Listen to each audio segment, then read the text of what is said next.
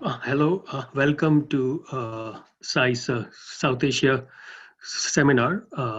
I'm delighted to welcome you all to a talk on understanding Indian agricultural markets and farm laws by Dr. Shoumitro Chatterjee from Penn State University. As some of you might know, there have been a spate of farmer protests in India uh, after certain agricultural laws were passed by the central government. Why these laws were needed, why have the farmers reacted so strongly, and why are the farmer protests only in a small part of northwest India and not the rest of India? Uh, why is Indian agriculture doing okay, but Indian farmers are not doing well? To try and understand all these complex questions, Dr. Chatterjee has this was his work at Princeton, where he did his PhD in economics, and he's one of the most well-informed people on these complex issues. So I want to welcome him, and so we can all learn from his work. Mitro, over to you.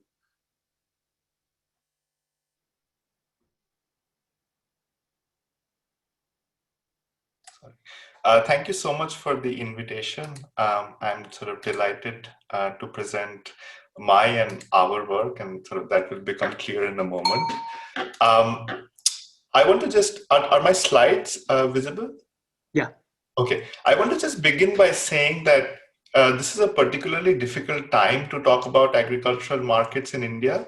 And a part of the reason is that the framing of the debate has been very polarized. So you're almost certainly put into one of two buckets. You're either a pro-market person or an anti-markets.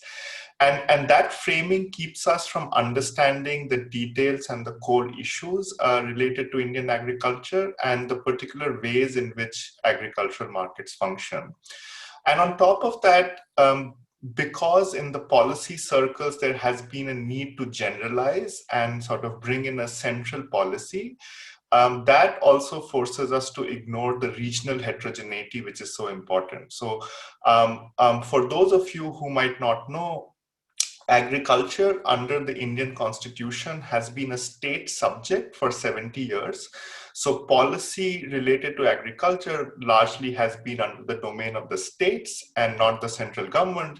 And what that has meant is that in the last half century or so, each state has charted a very different path of development as far as agriculture is concerned. And therefore, recognizing and understanding that heterogeneity is important if we have to understand the way forward. So my plan for today is to basically draw on primary research work that I did with Devesh, who is also the host, and with Mekhla Krishnamurthy and Marshall. And I want to use the primary data from that project to illustrate not only the ground realities, but also the stark heterogeneity between states in their agricultural systems. And my main goal here is to do a lot of myth busting, challenge a lot of the common assumptions that are made about agricultural markets in India. And once I have done that, that's when I intend to build on that and talk and discuss the farm laws and basically talk about what the farm laws claim to achieve and what they actually do in practice. As a forewarning, I should say that I'm probably going to raise more questions than I actually answer. But the good thing of having your co-author and mentor as the host is that he can take all the hard questions and I can tackle the easier ones.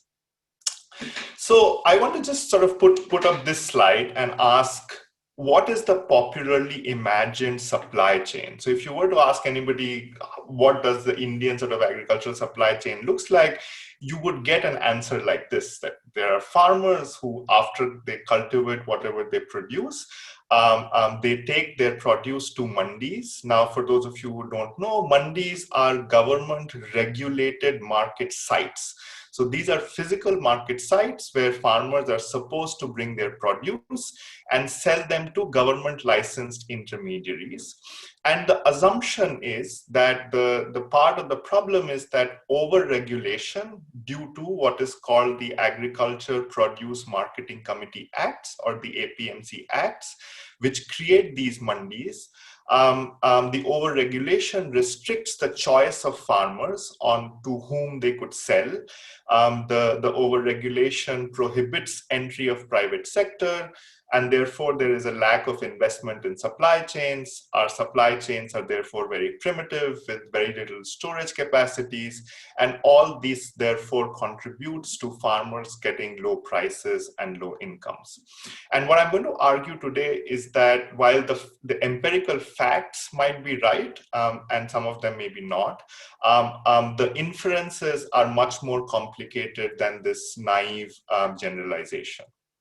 So in order to understand these complexities, what sort of Devesh, Mekhla, Marshall, and I did was between 2018 and 2020, over 2 years, we set up this project to study Indian agricultural markets, and we combined a mix of methods. So a core part of this was doing ethnographic research. So we did the project, we studied 3 states, Punjab, Bihar, and Odisha, and 7 districts in these 3 states.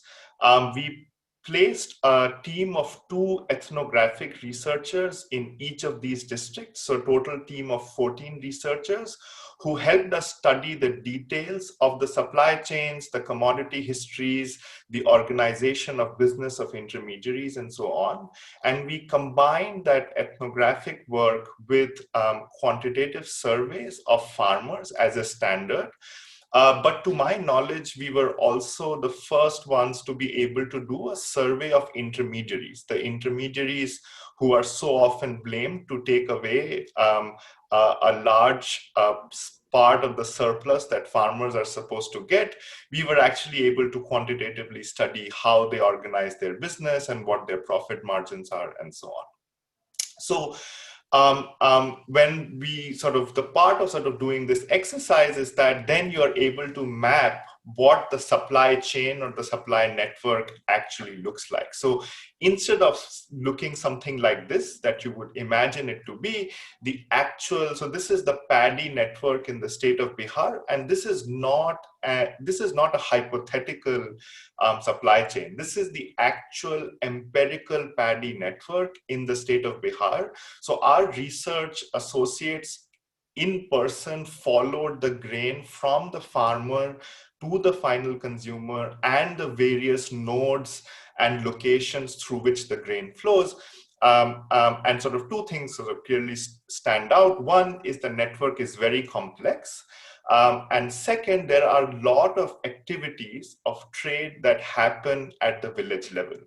Now, this was for the state of Bihar. If we go next door to the state of Odisha and the district of Koraput, the supply network or the supply chain for the same commodity, which is paddy, looks surprisingly different. Now, I want to highlight that not only is there difference in the supply network between the state of Bihar and Odisha, there is also differences and heterogeneity within the same state for the same commodity. So if you looked at the paddy network in Sambalpur, for example, which is another district in Odisha, the supply chain looks completely different. And actually, when you go to Punjab and look at the supply chain in Hoshiarpur, the supply chain starts looking more like a linear chain, something close to what our popular imagination is. And a part of the problem of understanding Indian agriculture is that all our lessons and inferences are basically drawn from Punjab, which happens only to be one of the 26 big states that India has where agriculture happens. Now, the first point I want to make about this diversity is say that regulation, which is the hot topic of debate today, the regulation due to the APMC Acts, is only a part of the reason that contributes to the diversity and the problems, right? So the three states that we studied, Punjab, Bihar, and Odisha, are completely different. So Punjab, which all of you might know, has very well organized mandis, a strong APMC Act, and so on. Bihar, on the other hand, is a completely free market. So Bihar repealed its APMC Act in 2006. So for the last 15 years, there has been no government intervention or regulation in the entire state.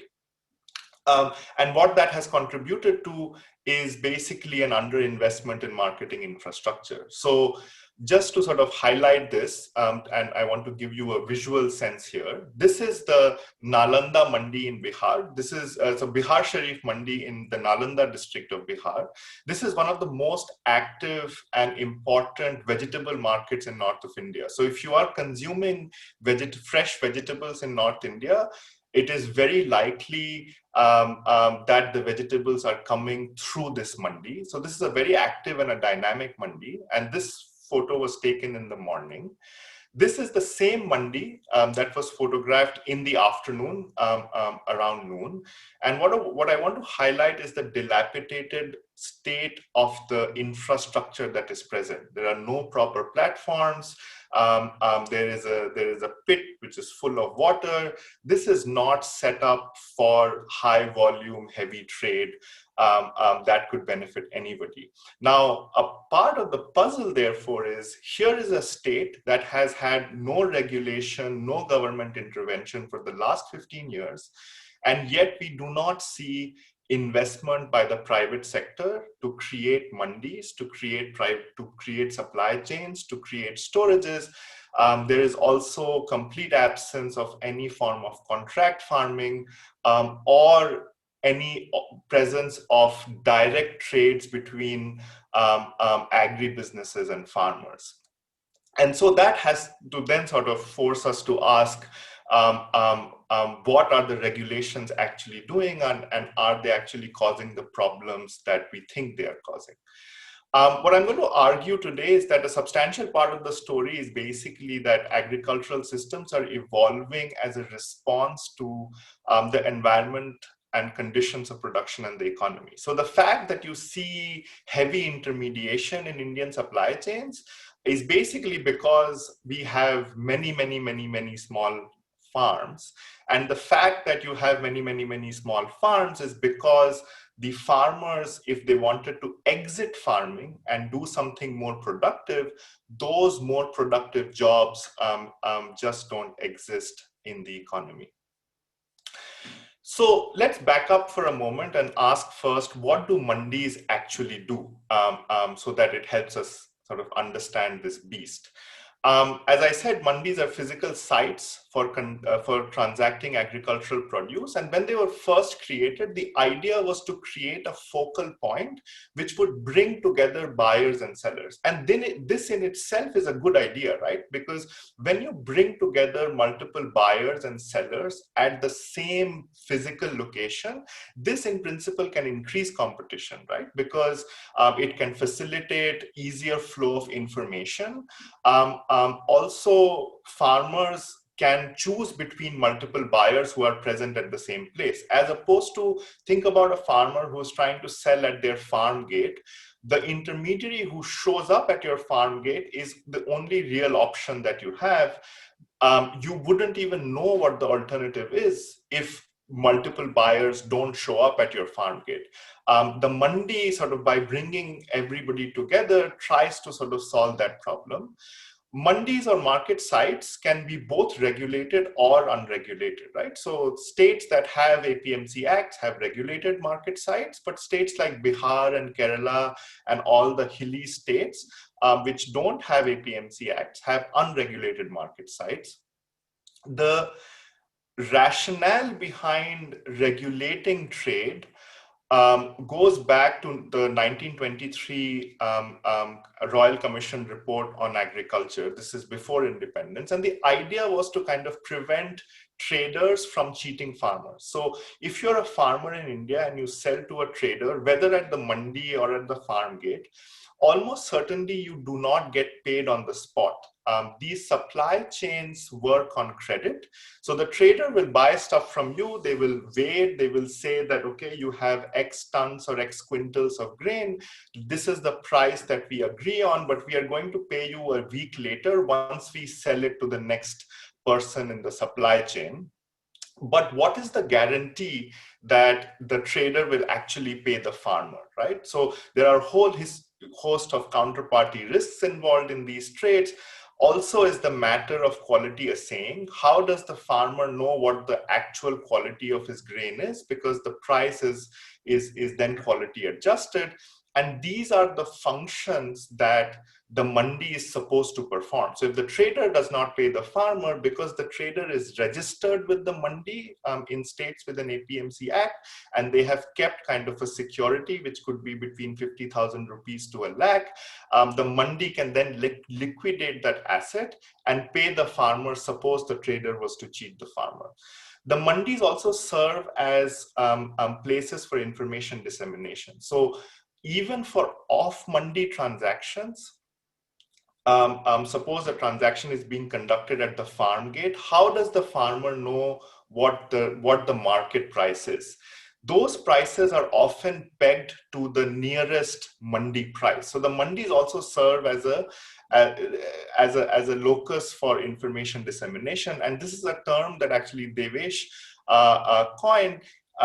We think that mandis are essentially like public goods. They are much like railway stations and stock exchanges. In fact, in my dissertation work, I had quantified this and I showed that more mandis are actually good. So in regions that have a higher density of government regulated mandis, they improve the price realization for farmers. And just to pique your interest, I want to sort of ask here, the current debate is sort of moving towards less regulation of agricultural markets. And the question we should also be asking, shall we leave stock exchanges unregulated? So when we sell or buy stocks, should we or should we not report it to an authority? And I want you to remember that analogy, because this is something I'm going to come back towards the end of the talk. Now, if all was good with the mandis, why are we in this situation in the first place? And the problem was that the APMC committees, which were supposed to perform all these public good functions, were not performing their duties. Incumbent traders prevented entry of new players. It was hard to get new licenses. So as a trader, it was if a new trader wanted to enter the mandi, it was hard for them to get licenses. There were instances of strong incumbent trader cartels and so on. But the early 2000 policy consensus was that we needed better regulation and we needed to create more mandis. 20 years forward, what happens is that states do not invest enough in markets. And so the central government says that if the states are not going to do it, let's create an environment which will enable the private sector to invest. The big questions in front of us still are, will the private sector invest and who will benefit with that investment? And is that a good idea to begin with?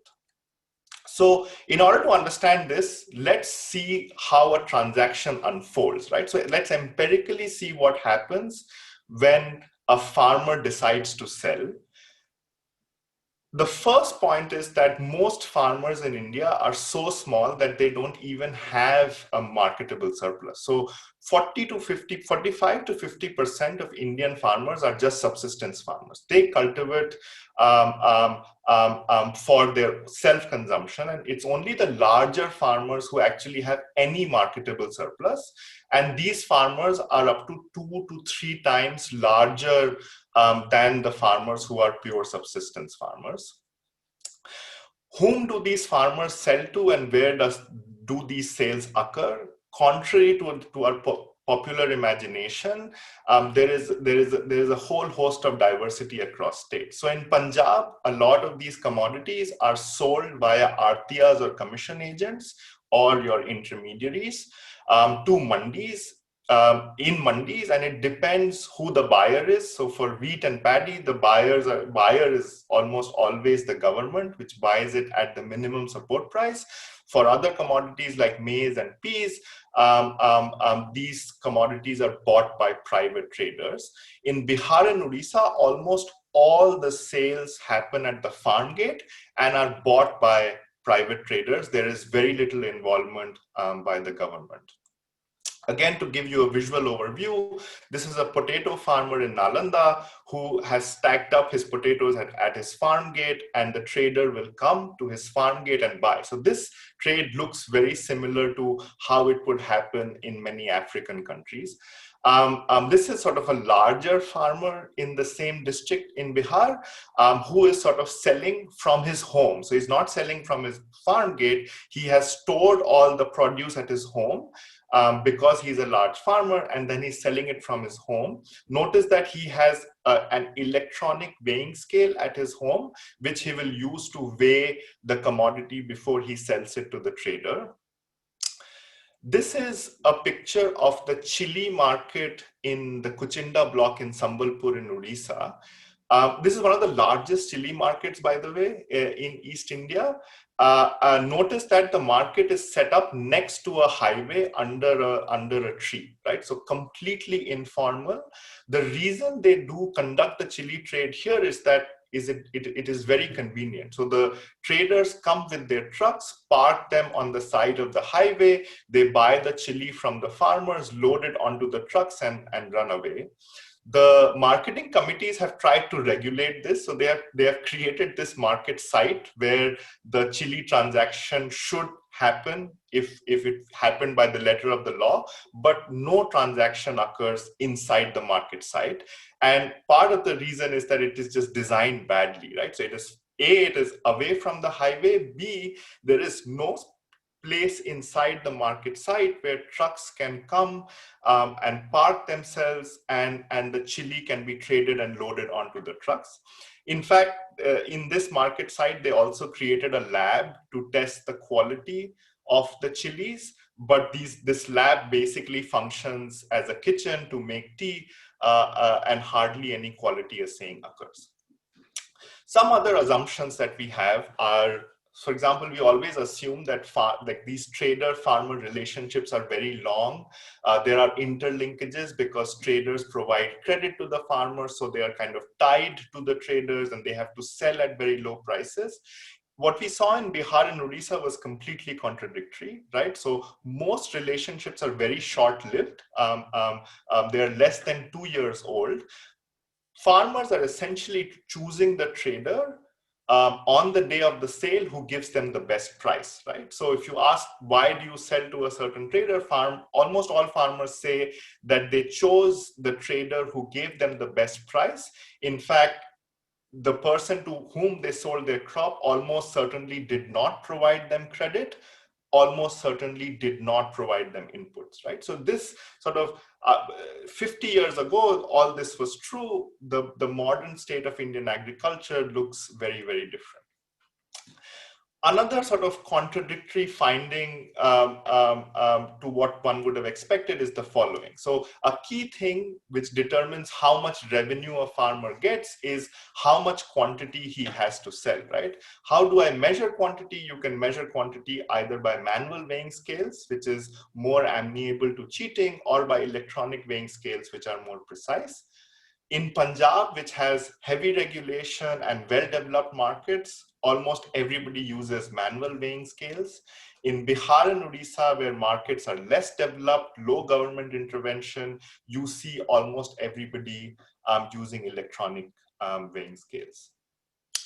Payments almost everywhere are rather quickly settled. In Punjab, it takes a little bit more longer. Nobody is paid on the spot, but almost everybody is paid within a week or two. However, because of absence of regulation and absence of dispute resolution mechanisms, we heard many reports that farmers did not get what they were promised in Bihar and Odisha.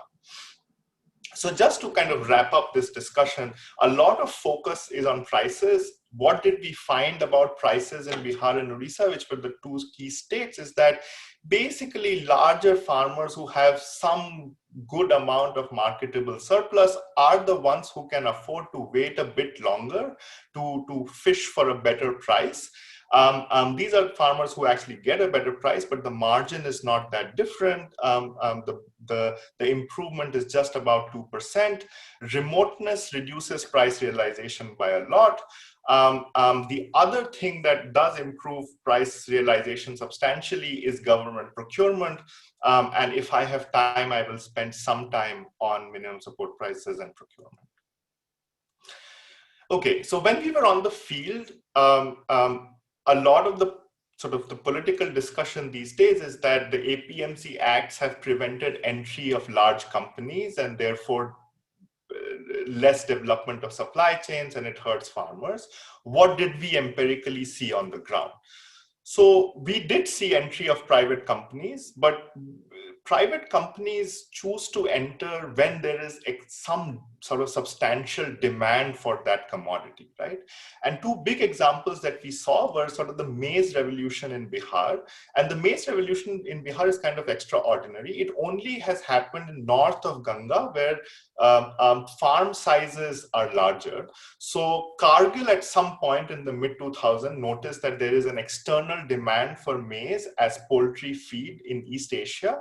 And it takes time for the Latin American maize to come to that market. So they realized they could pick this maize in the Indian market and supply it with lower sort of transportation costs and so on. But so they kind of invested in Bihar in sort of providing seeds and so on, and the larger farmers picked them up. The productivity in these places is almost as high as what you would find in Midwestern United States. But notice that in Bihar, Cargill does not directly buy from farmers. And because there is no APMC Act, it cannot be that the act is stopping Cargill from buying from farmers. They choose to buy through intermediaries. Also, if you look at the capacity of processing plants, even within the country, in Bihar, the maize processing plants have a capacity of 150 ton per day. But if you look at Karnataka, which does have an APMC Act, they have much better processing plants. And the point I'm trying to make here is that, one, you see entry of private sector when there is demand, and two, when you see differences in the supply chain, I think that they are reflecting the structural conditions rather than regulation that much. The second big story that we saw was of prawn cultivation. So some of you might know India is now the largest exporter of prawns and shrimps in the world. And the private sector kind of again noticed the opportunity. They invested in the coastal states. And here, despite there being an APMC Act, the procurement of prawns from farmers is done directly using refrigerated trucks. A part of the problem to study all of this is that in India, we don't have any systematic data to study agribusinesses. So whatever we know is through sort of ethnographic work. Now, what do we know of intermediaries? So in Bihar, we were successfully, and for the first time, I think, able to do a survey of intermediaries. And this is the first layer of intermediaries who actually show up at the farm gate and buy from farmers. And this helps us understand who these intermediaries really are. Broadly speaking, they are from the sort of the same socioeconomic group as the farmers. They are maybe slightly better off. but they have a very small scale of business. So each intermediary roughly sort of operates in 5 to 6 villages and dealing with about 20 to 25 farmers per village. So very, very sort of small scale of business. This is our research associate sitting with the intermediaries in Nalanda who are at their shop, and they can sort of, because they have a shop, they can store what they buy and so on. But their profit margins that we computed, and this is sort of taking away transportation, taking away the rent of owning a shop, their annual profit margins are really, really small. So the mean profit margin of paddy and maize traders that we found in Bihar was only about 5 to 6%. So not that much. And this is pretty much what operating profit anybody would need if they want to operate a business. So the question then is, real question then is, why does intermediation exist at such small scale, and why do large companies use them? Why don't large companies go and directly buy from farmers? And the answer is that the intermediaries are basically solving some of the problems that led to the formation of the mandis. They're basically solving counterparty risk. They're providing quality assaying services for the large companies.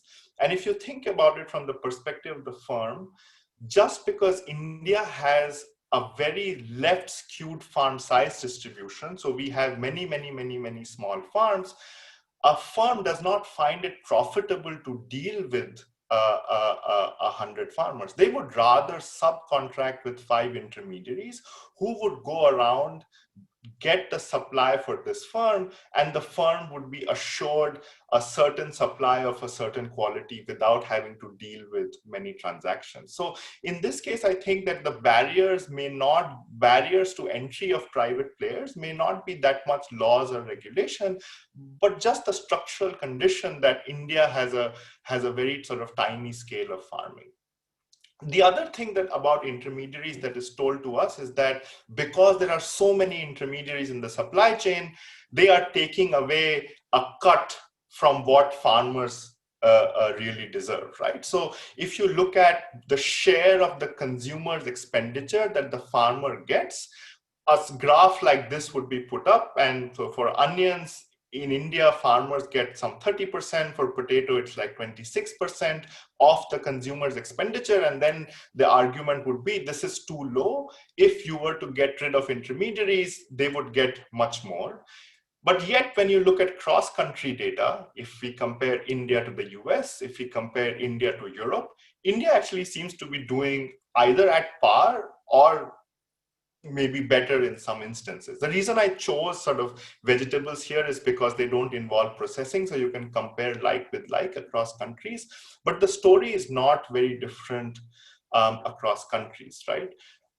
Across the world, farmers actually get a very low share of the consumer's dollar, and the core economics behind this boils down to the inability of the farmer to change supply when prices change, right? So sowing to harvest takes about 4 to 6 months. Farmers across the world incur debt. There is a need for cash at harvest. Almost everywhere you have lack of storage. So at harvest, farmers are forced to sell whatever they have because they want cash. Now, in any other market, how would equilibrium be determined, right? So you have an upward sloping supply curve, you have a downward sloping demand curve, the intersection gives you the price and the quantity. When you have market power, I'm abusing the diagram a little bit, but when you have market power, buyers try to restrict demand, right? So the red demand curve with market power would be slightly lower than the demand curve under perfect competition. But if you have a flexible supply curve, then when demand gets restricted, both prices and quantities fall. What happens when farmers don't have the ability to adjust quantities? So the supply curve is suddenly more inelastic, right? Now, when companies or buyers try to restrict demand, the prices actually fall much more. Instead of falling from P1 to P2, it falls from P1 to P3, but quantities actually fall less because farmers sell everything they have. So instead of quantities falling from Q1 to Q2, it only falls to Q3. So consumers get what they want, right? So consumers get all the quantity, but the farmers have to take a greater hit on the prices. Now, here it then really matters who owns the storages and the credit chains, right? Because if firms own storages, then that is going to do nothing to the farmer supply curve. And so if the goal is to increase the farmer incomes, one has to really think from scratch what the policy should be in these settings. Now, because I'm running out of time, let me just skip the part on minimum support prices and come and talk for 5-10 minutes on the farm bills. And I can come back to the MSP in the Q&A. So what are the farm bills really doing? There are 3 bills, right? So the first one is the Farmers Trade, Produce and Commerce Act. That broadly says you cannot stop interstate trade, so it fosters market integration. Importantly, it does not remove the existing mandis, so it does not remove the APMCs. Basically, it says any state area that is not already MC is now a free trade zone. Transactions of crops can occur outside mandis at 0 taxes. Dispute resolution that was earlier done by mandis will now be done by the subdivisional magistrate. The second is the Contract Farming Act that basically sets broad terms if farmers want to contract with big players. And the final is the Essential Commodities Act, which get rid of stocking limits. The third act, which is the Essential Commodities Act amendment, is the least controversial. But we should ask whether the first act and the second act actually delivers what it claims. So do we achieve market integration? And the answer is no, because the new laws are actually creating more segmented markets. Remember earlier, because of the APMCs that were at the state level, we had variation across states in the tax regimes. Now, because you haven't done anything with the APMCs, but created these free trade areas, there are multiple zones even within the state. So there are the erstwhile APMC trade areas, which are regulated by the APMC Acts, and you have these free trade zones without sort of clear demarcation of boundaries, which are supposed to be regulated with the Central Act. The second question is, are the laws providing more options to the farmers? And here again, my understanding is that it is unclear. Why? Because the assumption is that the regulations actually was preventing entry of private players. And yet when you look at the data, the reality is slightly different. So India is the largest exporter of shrimps, all conducted by private players. India has substantial global market share in soybean exports and maize exports done by private players. The growth of retail chain year on year has been about 70% in the last decade. And so you have Reliance Fresh, Big Basket, Big Bazaar, and so on. And so really the question we should have been asking is, what is preventing entry of private players? And the sad reality is that we did not study this question, we meaning the researchers as a group, because recall the Bihar example, which has no barriers to entry. We have to answer, why didn't the private players enter there? And before understanding that economics, we could not have come up with any different regulatory structure. So in principle, there can be other barriers, right? So if there is just lack of demand, small scale of farming, you wouldn't necessarily see entry of private players. The acts have also raised a lot of confusion and suspicion.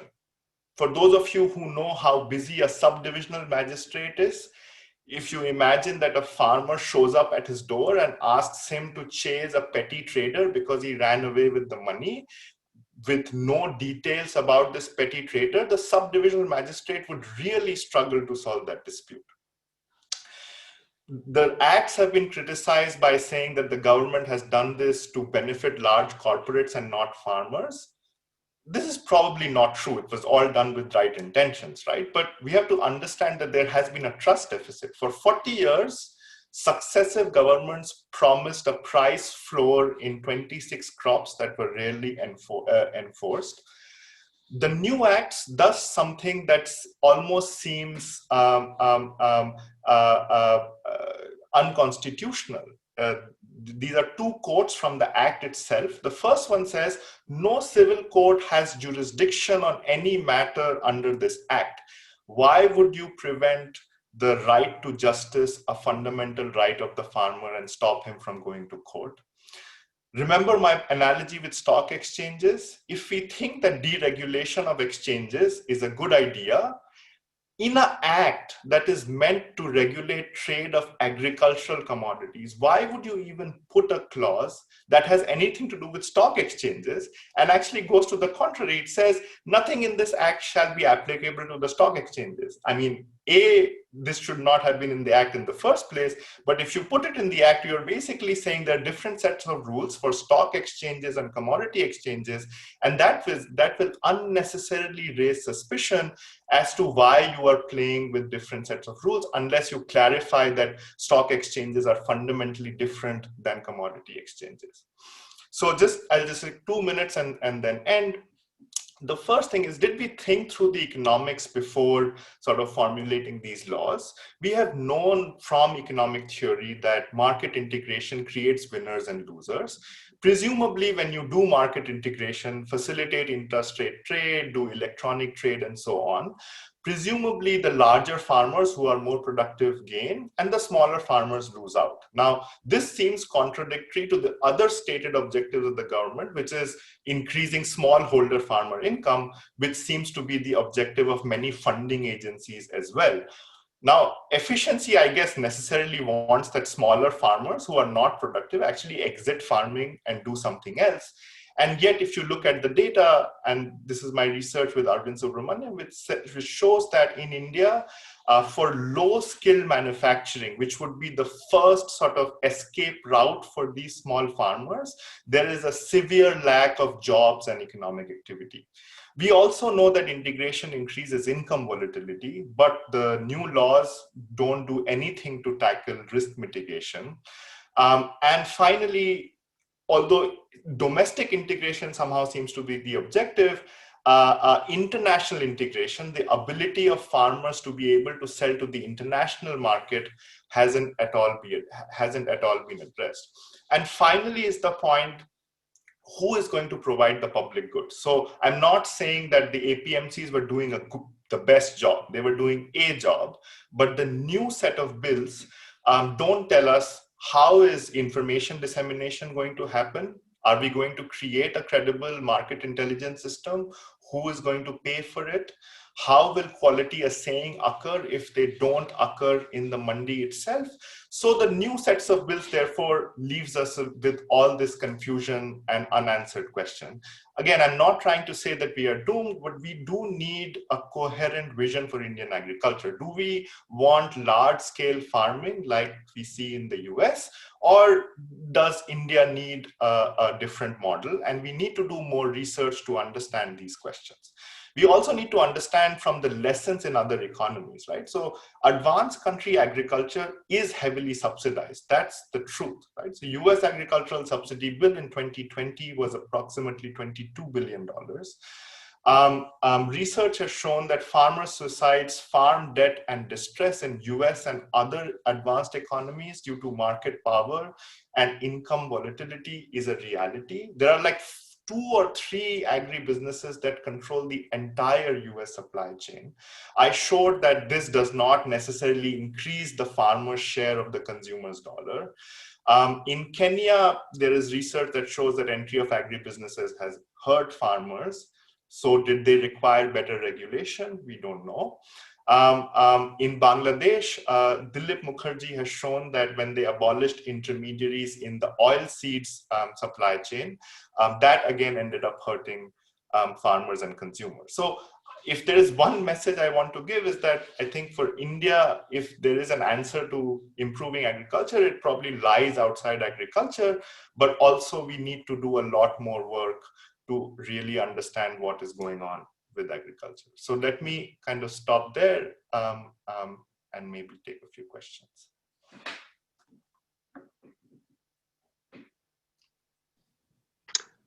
Great. Shoumitro, you want to take the screen off? Yeah, sorry. Thanks, Shoumitro. It was fabulously clear. Even I understood what's happening. Uh, so let me ask sort of two questions and then we'll open it up. One is, if you think of Indian agriculture, uh,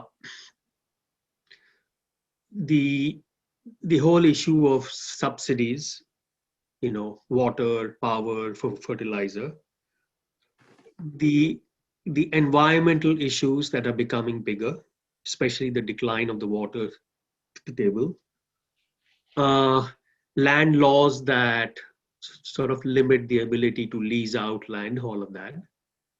And then on the output side, the issue that you discussed. Among the range of policy challenges from the input side, from factor markets to the output side, where do you think is the lowest hanging fruit in terms of reforms? So, so, so I actually think that probably there is no one low-hanging fruit. I guess if there was one low-hanging fruit, politicians would have noticed that and done it. I don't think there is also confusion regarding the direction which reform should take, right? So we all understand that that providing minimum support prices in Punjab has done a lot of damage over the years to the environment and now leaves the future of the farmers in Punjab itself in jeopardy. So we know we have to reform them. I guess the real question to ask is how to get out of it. Like, how do we plan the transition? And that's where there have been some suggestions. So when Arvind Subramanian was the chief economic advisor, he had written a report that laid out a plan. I'm not claiming that's the perfect plan, but that was a plan. There are other alternatives in place. And I guess the reform in agriculture will really be big once we put together all the different pieces. Like no one instrument, I think is going to give like a big improvement, but if we do many, many, many small things, all of them put together might make things look slightly better. But I think the reason I say that there is probably even everything put together maybe still is very small is because really if we have to see improvement in agricultural incomes, that has to come through consolidation and structural transformation where unproductive farmers find other reasonable activities to do and stable well-paying jobs, and which is why I kind of said that perhaps the answer lies in manufacturing and not in agriculture. So just to ask the audience that if they have, if you have questions for Shoumitro, please write it in the Q&A or the chat function, either of them. So Shoumitro, I'm going to read to you an article from the New York Times, which, as you know, is a big fan of the Prime Minister. Uh, it says, at the heart of the dispute lies the subsidy system that the government, economists, and even many farmers agree is broken. But Mr. Modi's haste to remake it could devastate vast swaths of the country where farming remains a way of life. Do you think it could devastate the country? Well, to begin with, this is why I put on the slides what the acts actually do. The Right. new laws say nothing about subsidies, right? So the first, just the claim that the acts are trying to do anything with the subsidies is just wrong, right? Because Right. they're not doing it. The second is, if we think about the welfare of the farmers, we can think about welfare of the farmers in two ways and in two spaces. One, we have to understand that a certain section of farmers are getting a majority of the subsidy bill. So there are output subsidies, there are input subsidies, and there are indirect subsidies through income transfers and so on.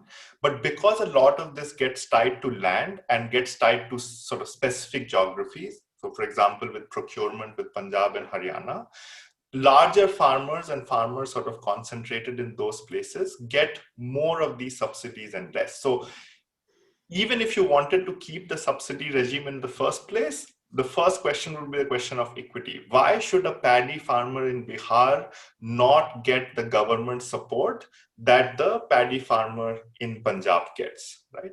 The second question is, should the subsidies remain? And if you take them away, are they going to devastate it?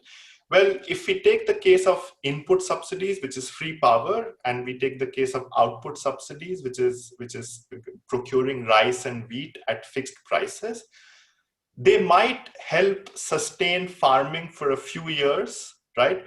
But the rate at which underground water is getting depleted in Punjab, in the next 50 years, it is now almost a certainty that Punjab would be converted to a desert, right? So now we can answer whether we want to only improve the welfare of farmers today, or even for those farmers who are getting benefits of these subsidies, do we care about their longer term horizon and the next generation and so on? So I find that statement very hard to believe. So, it's interesting you say that if one asks the question that, it's clear that the farmer protests are really confined to Northwest India. You don't see it in Odisha or Bihar, the other states where we went. Or for that matter, in Eastern UP, these are states where you have the majority of small, tiny farmers. Yet, when you look at the international press coverage, the media coverage, as well as activists from, Europe, the US, etc., it's all a sympathy almost for large farmers who get all these subsidies, but almost nothing about the tiny small farmers who desperately need more help and who get very little of it. So what do you think about how should one understand this political economy? So there are sort of multiple dimensions to it. The first is that I guess those who are writing are just making a lot of assumptions that are plain wrong. So I guess what they're also assuming is that everybody is getting access to many of the subsidies and so on, which we discussed is not correct. The second is, why do we see a lot of protest from the farmers in Punjab and Haryana and not from elsewhere? And there are two kind of responses to it. One is, let's just ask who can protest, right? So the very poor who have to work every day to sort of put bread on their plates every night, they don't have the luxury to protest. So even if they wanted to protest, they couldn't. And just the fact that the farmers in Punjab and Haryana tend to be on the right tail of the income distribution also means that they can actually protest for something that they feel wronged about. The second is that, and this is the part that I skipped over the minimum support prices. Now, although the acts themselves do not say anything about taking away subsidies, the farmers in Punjab and Haryana are suspicious that that is going to happen. And the reason is the following. Public procurement in India is limited. So the government actually buying stuff from farmers at minimum support prices. But there is also diversity in how the procurement actually occurs. So if I was a farmer in Punjab and I had to sell my paddy or wheat to the government, I would actually go to a government regulated mandi, sell it through my commission agent. The commission agent would then take it to the processor or the miller, who would then sell the processed wheat as atta or processed paddy as rice to the government or the FCI. The FCI then pays the miller, who then pays the artiya, who then pays the farmer. So that's kind of the procurement supply chain in Punjab. This has happened twice a year for every year in the last 40 years. So for the Punjabi farmer, getting the minimum support price is almost like getting a salary, right? Now you try to bring in this act, which supposedly threatens the mandi system, right? Because it creates these free trade zones. that arouses suspicion amongst farmers that because my artiya is going to go away, the intermediary is going to go away, who is going to buy my paddy? Because I am not, for 40 years as a farmer, the government, I have never seen the government. I don't know who the government agent is. The only person I have known for 40 years is my local artiya, right? So when there is a policy that sort of threatens to take away my salary, and we as academics get monthly salaries, these guys get salaries twice a year. If you take away those two salaries that I'm used to for 40 years, I will obviously protest. So although we sort of rightly think that this is not good for both their present and future, from their perspective, not being able to get that paycheck at the end of 6 months is a big deal, and that's why they're protesting. Why are farmers in Madhya Pradesh or elsewhere not protesting as much? Because there the farmers have been used to, again, in the last 40-50 years, they have been used to a lot more private trade, right? So they have already sold to private, as I showed, like in Bihar, not all the supply chains went through the mandi. A lot of the trade was happening directly to processors and millers.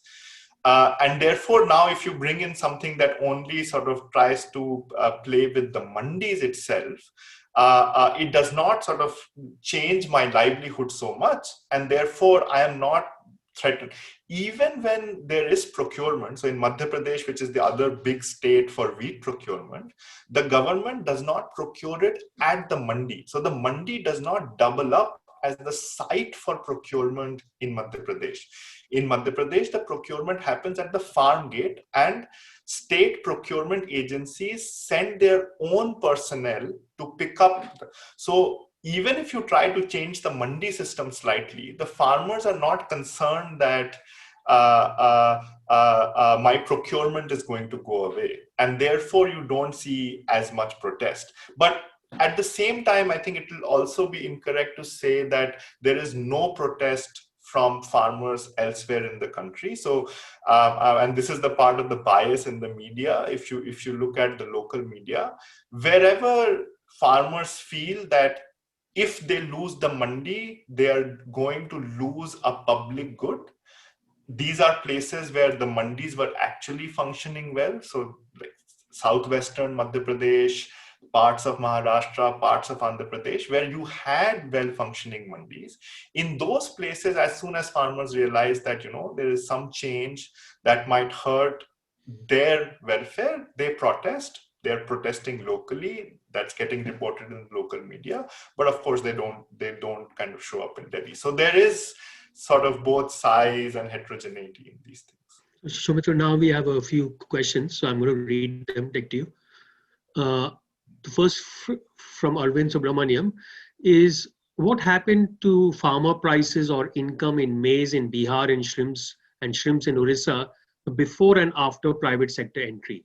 So that's right. So that's the sad part, because we don't have, when we went to do our project, these changes had already happened, right? So we only know ground reports that their prices and incomes improved.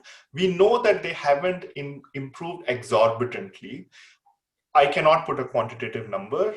The sad part about our data systems is that we don't have a high frequency or even like a 5-year a survey that is done of Indian farmers. So there is no way to tell what changes have occurred. One only knows these through either reports that people like Harish Damodaran have done, or through ethnographic work that other researchers have done. Okay, next question from Bhavya.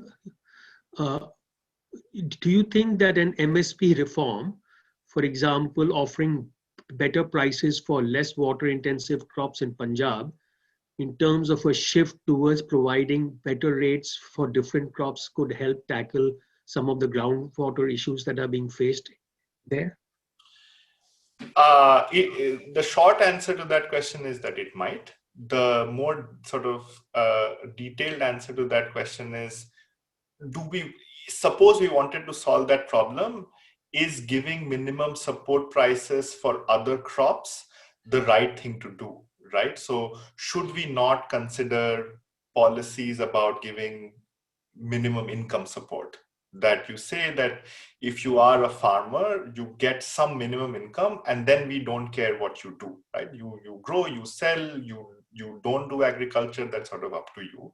And while we are on that topic, we also have to discuss and talk about why should this subsidy be limited to agriculture? Why should we penalize a manufacturing worker? So why shouldn't there be just a minimum support income for any citizen of India, no matter who you are, what you do? There is a base level of income that everybody gets, and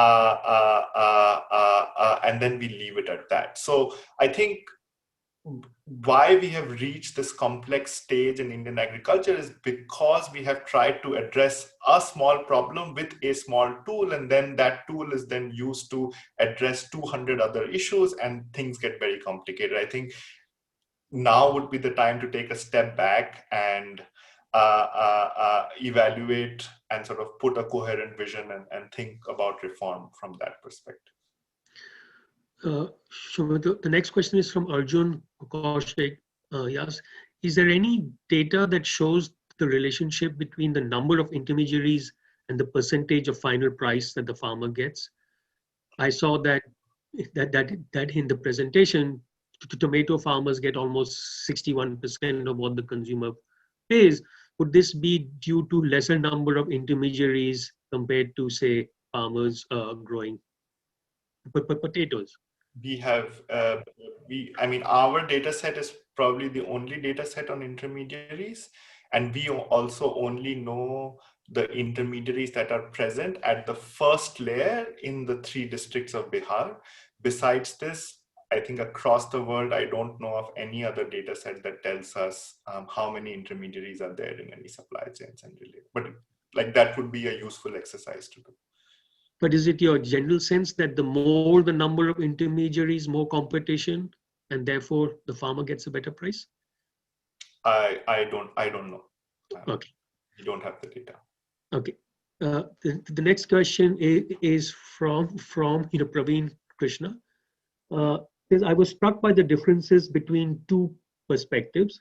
One emphasized by you about the lack of large private sector entrants, and the other raised by farm protesters and some academics, that a major problem will be the opposite, that is the entry of predatory private sector players.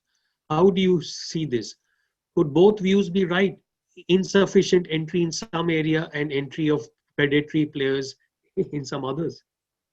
I think that's probably correct. I think I should also emphasize that that discussion that I was doing was also slightly theoretical when I did sort of the supply demand diagrams. I think we are kind of far away from the Walmartization of Indian agriculture. So in the US, where there are only 2 or 3 companies that control almost the entirety of the supply chain, in India we currently have much less entry, right? So in fact, all the private players that you see in India are active participants in the existing supply chain. So when ITC provides you with processed atta, they are buying in mandis. When Reliance Fresh is sort of selling tomatoes in their chain stores, they are also buying from farmers in mandis. And I don't think there is any evidence that shows that that market power is substantial by any sense. However, the question I was trying to raise is, I guess the skeptics also are worried about this. What will happen in the future? And that's where I was trying to draw lessons from other advanced economies and other developing economies, is that once sort of private sector enters unchecked without proper mechanisms to ensure competition, that's when market power can become a serious issue. But I think Praveen is largely right. The next question is from Vikram Nehru. He says, terrific presentation.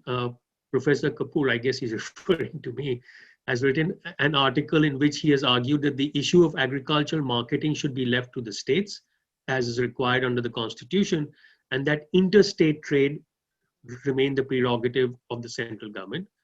But many states have shown little or no initiative in improving their agricultural marketing systems.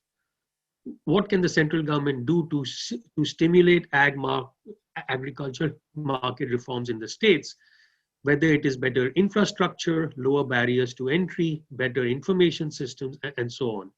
Are there any examples of success in this regard? Uh, I mean, I don't know what this.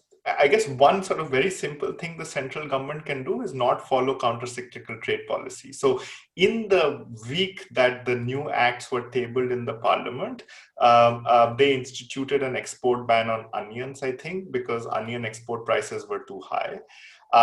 Those are policies that are currently in the realm of the central government, and those are things that you can that you can prevent, right? So when international prices of cotton, onion are high, we should let farmers export and make money.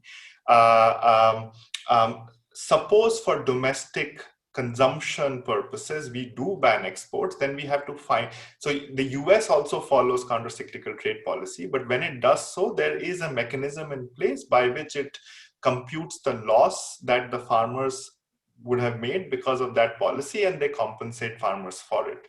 So similarly, if the central government in India follows counter-cyclical trade policy, they should compensate farmers from doing so.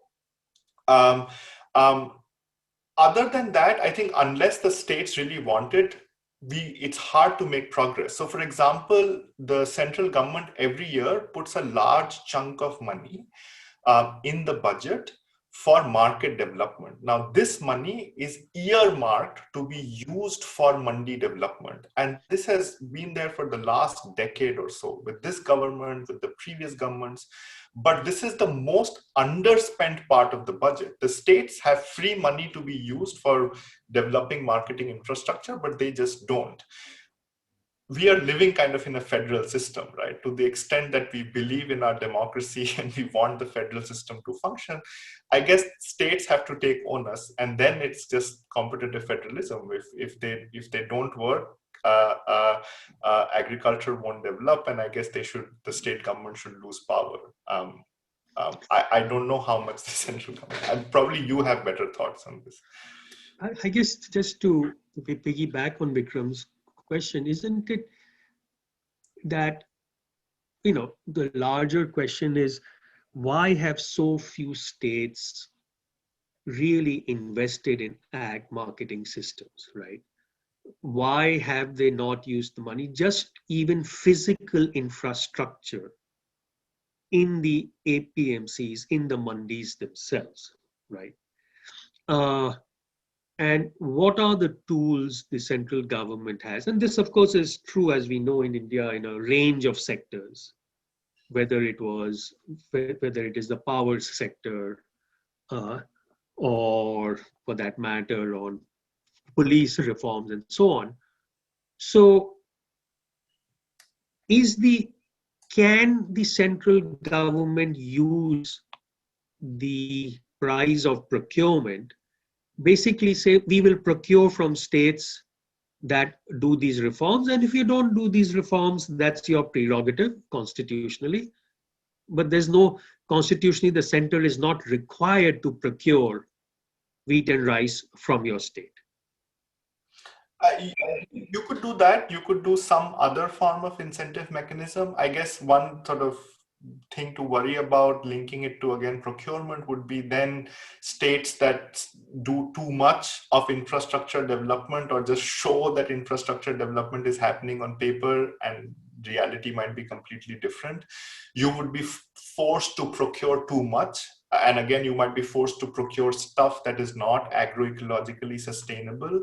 And again, we will get into the trap of micromanaging things. But yes, kind of tying it to some form of incentive scheme where your next grant is based on how well you use it in the first place could be used. I guess this is kind of the competitive federalism idea that sort of Arvind had come up with when he was the CEA. I know he had, but it doesn't seem to be working all that well. So, Shoumitro, I think because your presentation was so clear and you blew everyone away, it doesn't seem that people have any more questions. So just want to thank you Thank you for so a sort of wonderfully clear presentation, and to point out how the many pitfalls and difficulties in trying to come up with very simplistic answers to a pretty complex sort of issue. So thank you again, and we hope to have you again back soon. much. Bye. Bye.